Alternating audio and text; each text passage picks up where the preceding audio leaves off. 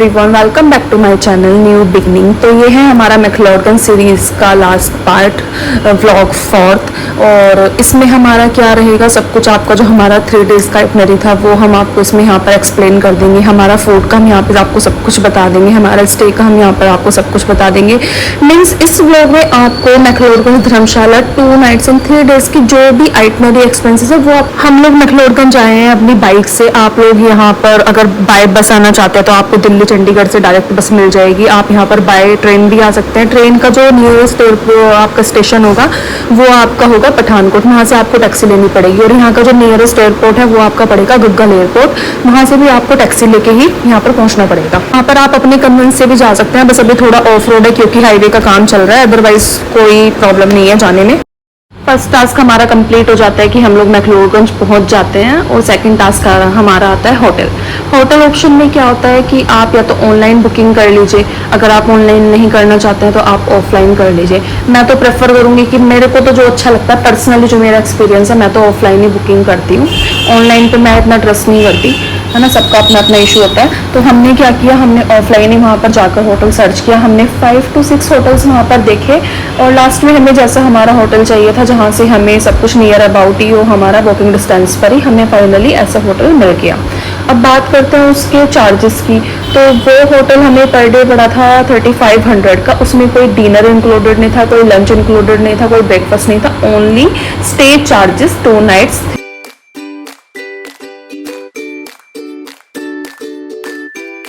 यहाँ पर हमें 2 डेज़ का होटल चार्जेस पड़ा है 3500 पर डे के अकॉर्डिंग। इसका रिव्यू आपको हमारे फर्स्ट ब्लॉग में मिल जाएगा।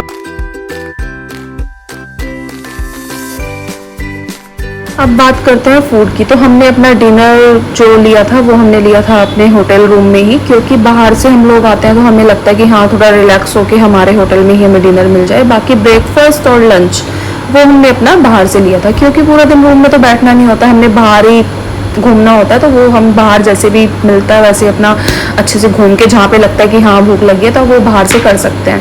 तो होटल में जो हमने अपना डिनर लिया था, हमें उसका पर डे पड़ा था 500 2 पर्सन्स के लिए, यानी कि डिनर का हमारा हो गया 1000।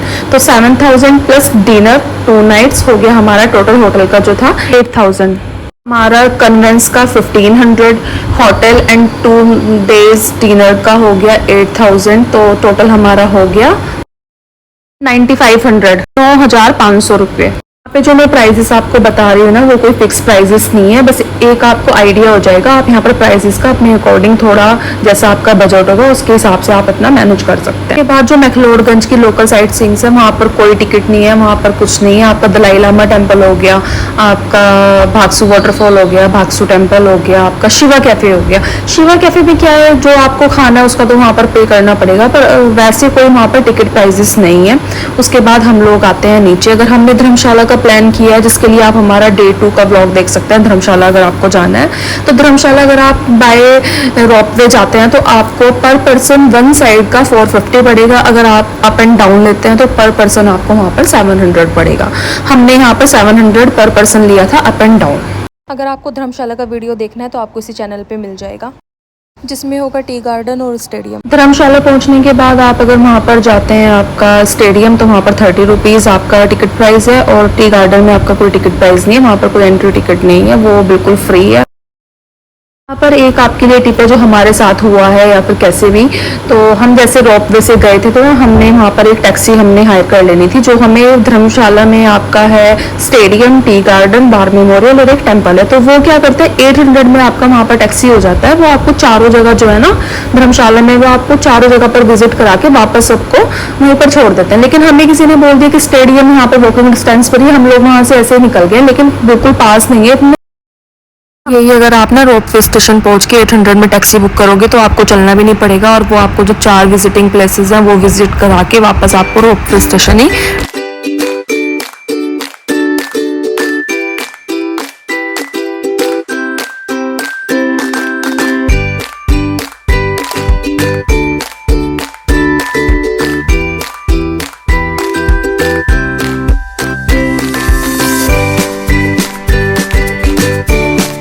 छोड़ेंगे।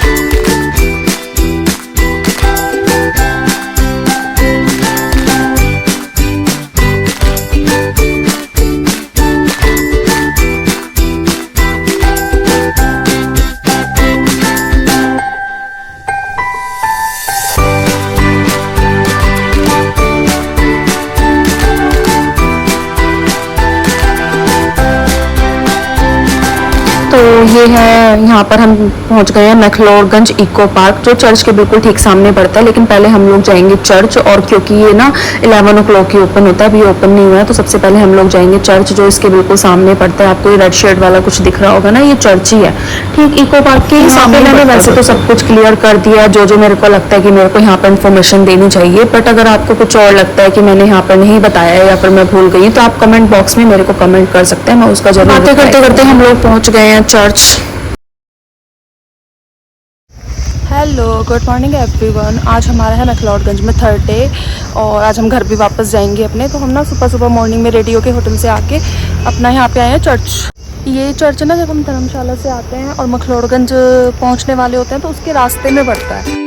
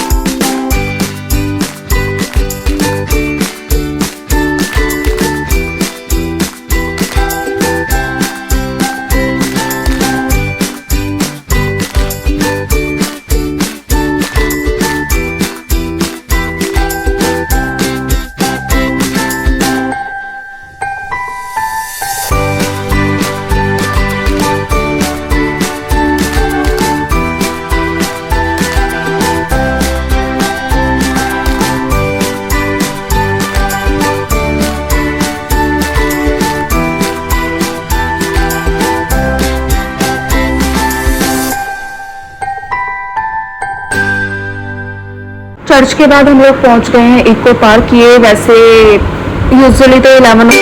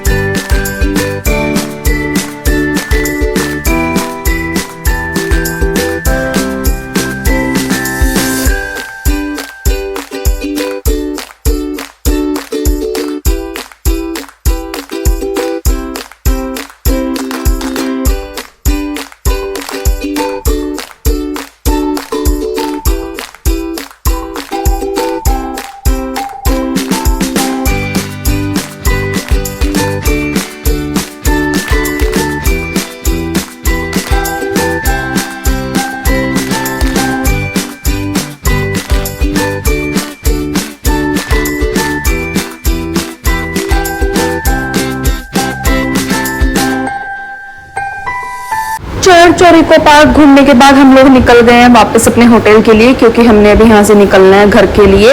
और जाते हुए हम लोग, हमारा जो यहाँ पर स्टॉप होगा मैक्लोडगंज से निकलने के बाद, वो होगा हमारा बंगलामुखी टेम्पल। हमें ना वार मेमोरियल हमने आज जाना था, लेकिन मेरे को इतनी ज़्यादा थकावट हो गई है, मेरे को लग रहा है सिर्फ अब बंगलामुखी माता जाकर ही रुकेंगे, उसके बीच मैंने कहीं नहीं रुकना है। वार मेमोरियल जब हम लोग धर्मशाला से मैक्लोडगंज जाते हैं ना, तो रास्ते में पड़ता है, वो मैं आपको दिखा दूंगी। अच्छा है, जो हमारे आर्मी वाले जो लोग शहीद हुए हैं वो उनकी याद में बनाया हुआ है, हमें वहाँ पर जाना चाहिए। मैं भी जाना चाहती थी, बट मैंने बताया था ना, स्टेडियम जाते हुए हम लोग थोड़ा थकावट बहुत ज़्यादा हो गई थी, हम लोग ऐसे निकल गए थे। आप लोग टैक्सी बुक कर लेना जिससे कि आप वार मेमोरियल भी जा पाओ, नहीं तो आप भी मेरी तरह जा नहीं पाओगे। मेरे को था कि मेरे को जरूर जाना है, बट सॉरी, नेक्स्ट टाइम मैं आऊंगी तो मैं जरूर जाऊंगी। यहाँ पर अगर पूरे ट्रिप का राउंड फिगर देखा जाए तो हमारा 1500 कन्वेंस, उसके बाद हमारा 7000 हमारा होटल स्टे एंड 1000 हमारा, तो हमने होटल से ही लिया था। उसके बाद आपका आता है धर्मशाला रोप वे 1400 अप एंड डाउन, 2500 हमारा इसमें ऐड हो जाता है जो हमने बाहर से अपना ब्रेकफास्ट और लंच वगैरह किया था, या फिर जो स्नैक्स वगैरह। पर ना हम लोग इसमें कुछ भी शॉपिंग का ऐड नहीं करेंगे, क्योंकि वो आपके ऊपर डिपेंड, आपको शॉपिंग जैसे करनी है, जितनी करनी है, आप अपने अकॉर्डिंग देख सकते हैं। एक मैं यहाँ पर बोलूँगी, जो लाइव म्यूजिक कैफे आपने हमारा डे 2 सेकंड ब्लॉग में देखा होगा, अगर नहीं देखा है तो आप जाकर मेरे चैनल पर वाला वीडियो देख सकते हैं। वहाँ की जो वाइब थी वो बहुत अच्छी थी। लाइव म्यूजिक कैफे में काफ़ी, मतलब मेरे को लगता था हाँ यार कभी लाइफ में मौका मिलेगा तो मैं देखूंगी, लेकिन यहाँ पर जाकर मेरे को वो दिखा, हम गए हैं। यहाँ पर क्या था कि एंट्री आपकी बिल्कुल फ्री थी, लेकिन उनका जो फूड चार्जेस जो होते हैं, जो उनका होता है वो लोकल मार्केट के अकॉर्डिंग अगर देखा जाए तो थोड़ा हाई तो होता है, बट जो उनका फूड क्वालिटी थी वो बिल्कुल ऑसम थी, बहुत अच्छा था। पर जो हमने अपना ऑर्डर दिया था वो था 2 मिक्स जूस एंड वेज। अगर उस कैफ़े के फूड के टेस्ट की बात की जाए तो उसका टेस्ट बहुत अच्छा था, जैसे मैं लाइक करती हूँ ना, एकदम स्पाइसी, एकदम चिल्ली, रेड चिल्ली वगैरह, तो वो बिल्कुल वैसा ही टेस्ट था वहाँ का अकॉर्डिंग टू मी।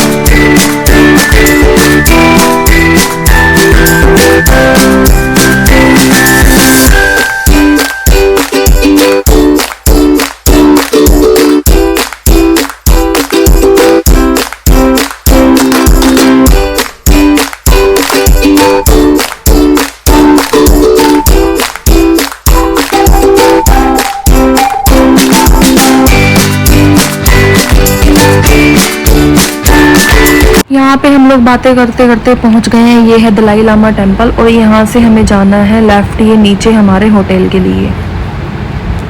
अब हम देखते हैं कि टोटल हमारा यहाँ पर खर्चा आया कितना है 2 लोगों के लिए। तो सबसे पहले बात करते हैं हम कन्वेंस की, जो हमारा है by bike Ludhiana to McLeodganj 1500। यहाँ पर हमारा 2 डेज़ के लिए होटल चार्जेस पड़ा है हमको 7000। यहाँ पर हमें डिनर पड़ा है 1000 2 डेज़ का for 2 person. 1400 ropeway McLeodganj to Dharamshala both side for 2 person and 2500 हमें पड़ा है यहाँ पे लंच ब्रेकफास्ट वगैरह, जो हमने लोकल मार्केट से चाय वगैरह पी। यहाँ पे अगर पूरे ट्रिप के बजट की बात की जाए तो 13,500 तक हमारा ये पूरा ट्रिप हो जाएगा, जिसमें 2 नाइट स्टे एंड 3 डेज का होगा जो धर्मशाला एंड मैक्लोडगंज का। अगर आप यहाँ पर थोड़ा प्राइजेस में अप एंड डाउन करना चाहते हैं तो फिर आप होटल में अपना थोड़ा चेंज कर सकते हैं, या फिर आप अपना मैनेज कर सकते हैं अकॉर्डिंग टू यू, जैसे भी आपको, जितना आपका बजट है, जितना आपको प्लान करना है, जैसा भी। मैंने जो यहाँ पे प्राइजेस बताए हैं अपने 13,500, उसमें शॉपिंग का हमारा कुछ भी नहीं है, वो हमने सब अलग से की है। बस एक ये टूर का हमने यहाँ पे टोटल दिया है आपका। शॉपिंग भी आप अपने अकॉर्डिंग, आपको जितनी करनी है, जैसे करनी है, आप अपने हिसाब से कर सकते हैं। किसी भी ट्रिप का मैं एग्जैक्ट प्राइस तो बिल्कुल भी नहीं बता पाऊंगी और ना ही आप मैनेज कर पाएंगे। तो ये था हमारा प्राइस, जो भी था आप मैनेज। प्राइसेस का आप यहाँ पर ना अपने अकॉर्डिंग कम ज़्यादा कर सकते हैं, जैसे आपको ठीक लगे। अगर आप 2 लोग जा रहे हैं तो 13 से 14,000 आपका आ जाना है। आप होटल में अपना मैनेज कर सकते हैं, जैसे भी करना है आपको। और अगर आप सोलो ट्रैवलर है ना, तो आप हॉस्टल में भी स्टे कर सकते हैं, वो आपको काफ़ी रिजनेबल पड़ जाएगा। अब टाइम आ गया है घर वापसी का। हम रेडी होकर निकल गए हैं अपने घर की तरफ। वहाँ से हम लोग निकल गए हैं वापस घर के लिए।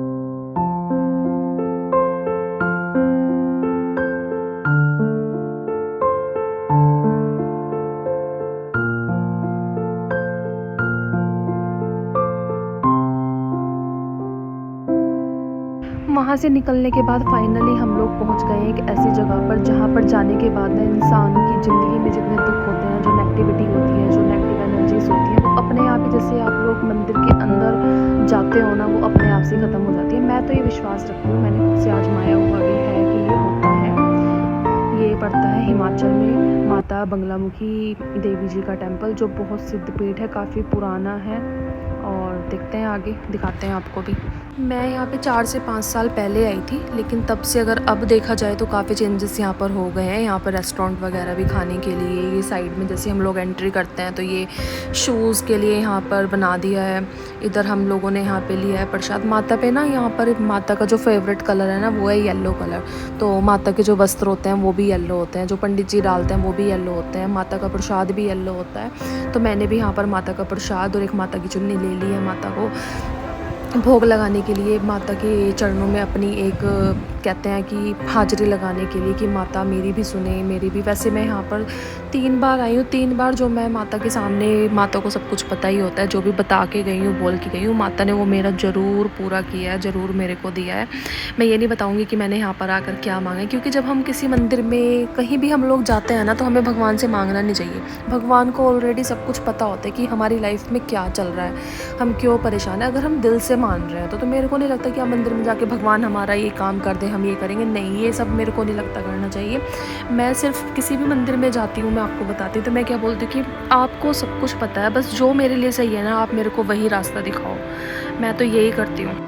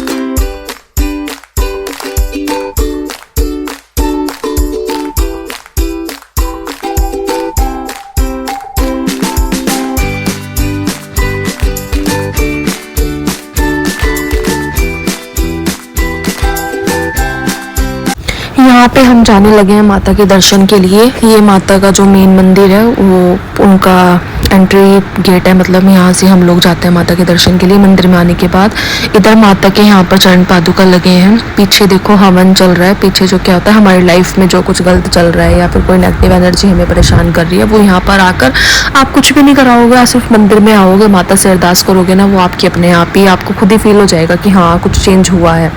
यहाँ पर बस मैंने रिकॉर्ड नहीं किया, वो लोग करने नहीं दे रहे थे यहाँ पर रिकॉर्ड। यहाँ पे माता के दर्शन करने के बाद हम लोग पहुँच गए हैं बॉम्बे पिकनिक स्पॉट, जो कि चिंतपूर्णी माता के बाद पड़ता है, उधर से आते हुए। यानी